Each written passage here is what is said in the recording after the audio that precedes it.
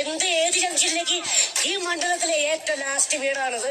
ഇവിടെ കയറിയിട്ട് പോവാം. ഈ വീട്ടില് ഈ വീട്ടിൽ ഞാൻ കയറാൻ. ഇവിടെ ആരാ താമസിക്കുന്നത് അറിയാവോ? ആരാ? എന്റെ മുൻ ഭർത്താവ് അവിടെ താമസിക്കുന്നതെന്ന്. അങ്ങനെയാണോ? ആ വീട്ടിൽ ഞാൻ കയറത്തില്ല. ചെട്ടിയ മുറ്റത്ത് ഞാൻ കയറത്തില്ല.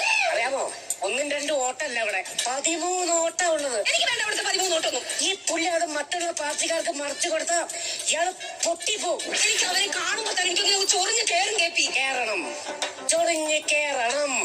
അപ്പൊ ഇത് സഹിച്ചു പിടിച്ചു നിൽക്കുന്ന ചന്ദ്രികയുടെ വീഡിയോ ഞാൻ എടുക്കും, എന്നിട്ട് ഞാൻ പ്രചരിപ്പിക്കും. ഇതാണ് എത്ര പ്രകോപനപരമായ കാര്യങ്ങളുണ്ടായാലും സഹിക്കുന്ന സ്ഥാനാർത്ഥിയാണ് നമ്മുടെ ചന്ദ്രിക എന്ന് നമ്മൾ വരുത്തി തീർക്കും. ഓക്കെ, വിളിക്കണല്ലേ കേട്ടാ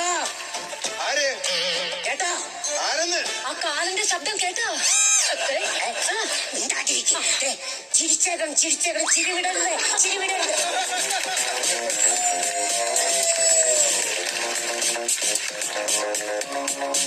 നമസ്കാരം.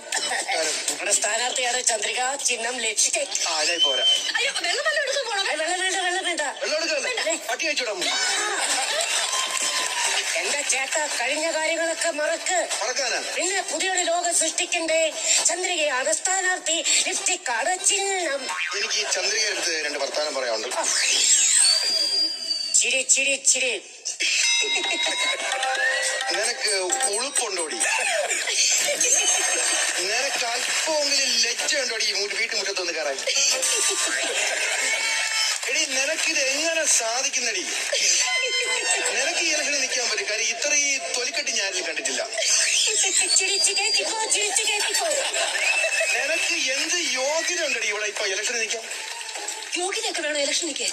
മറ്റുള്ള പാർട്ടിക്കാർക്ക് വേണം. അതൊക്കെ എന്റെ ഇത് യോഗ്യത, അതൊന്നും വേണ്ട. പിന്നെ യോഗ്യതയുള്ള ആൾക്കാരൊക്കെ വേണമെന്നില്ല. എവിടെ പോയി നമ്മൾ സ്ഥാനാർത്ഥികളെ തപ്പും? ഞങ്ങളുടെ പാർട്ടിക്ക് യോഗ്യതയുടെ ആവശ്യമില്ല. പാർട്ടി പറഞ്ഞു, ചന്ദ്രിക അനുസരിച്ച് കിട്ടി. ബസ്സിലോ ട്രെയിനിലോ കയറിയ പോലെ സീറ്റ് കിട്ടാൻ യോഗ്യതയില്ലാത്ത ഇവളാണ്. അവർക്ക് ഈ മണ്ഡലത്തിൽ സീറ്റ് കിട്ടി. എടി, ഒരു രാഷ്ട്രീയക്കാരിക്ക് ആദ്യം വേണ്ട കാര്യം എന്താണെന്നറിയാമോ? എന്താ? ഒരു രാഷ്ട്രീയക്കാരൻ ആണാണെങ്കിൽ അയാൾക്ക് ആദ്യം വേണ്ടത് വെള്ള ഷർട്ടും മുണ്ടും, കഷത്തിലൊരു ഡയറി ഉണ്ടെങ്കിൽ ക്ലീൻ പഞ്ച്. പെണ്ണുങ്ങളാണെങ്കിൽ വെള്ളക്കാരിയും തലയിലൊരു വട്ടത്തിൽ തൊപ്പി. കറക്റ്റ് ആളേട്ടാ പിടിച്ചു നിർത്തി. അതല്ല, നിലപാടെന്നൊരു സാധനം നിനക്കൊണ്ടോടി. ഇതവിടെ കിട്ടു. നീ രാഷ്ട്രീയത്തിൽ ആരെന്ന് പറഞ്ഞു?